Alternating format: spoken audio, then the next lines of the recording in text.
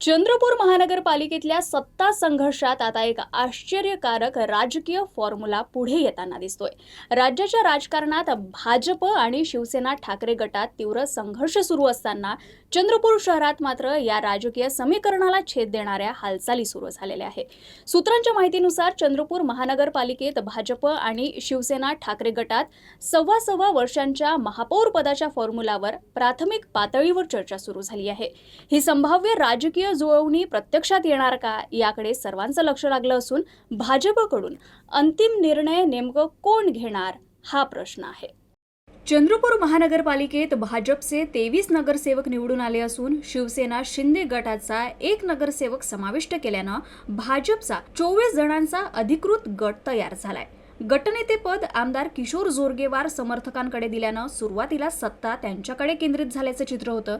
मात्र महापौर निवडीचे अंतिम अधिकार आमदार सुधीर मुनगंटीवार यांच्याकडे असल्याचे संकेत मिळत असल्यानं परिस्थिती बदलली आहे। त्यामुळे जोरगेवार समर्थकांकडे गटनेतेपद असूनही मुनगंटीवार यांच्या संमतीशिवाय महापौर पदाचा निर्णय घेणं अवघड ठरणार आहे।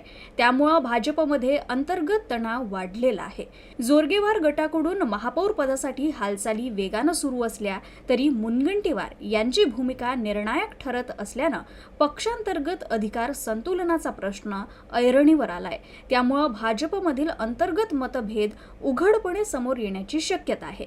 या पार्श्वभूमीवर शिवसेना उबाठा सावध भूमिका घेत भाजपमधील निर्णय प्रक्रिया स्पष्ट होण्याची वाट पाहत आहे।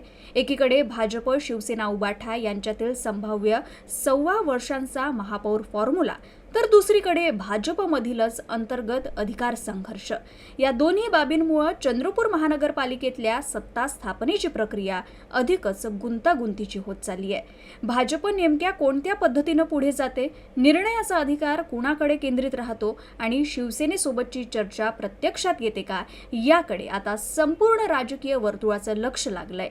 पवन झबाडे, UCN न्यूज, चंद्रपूर।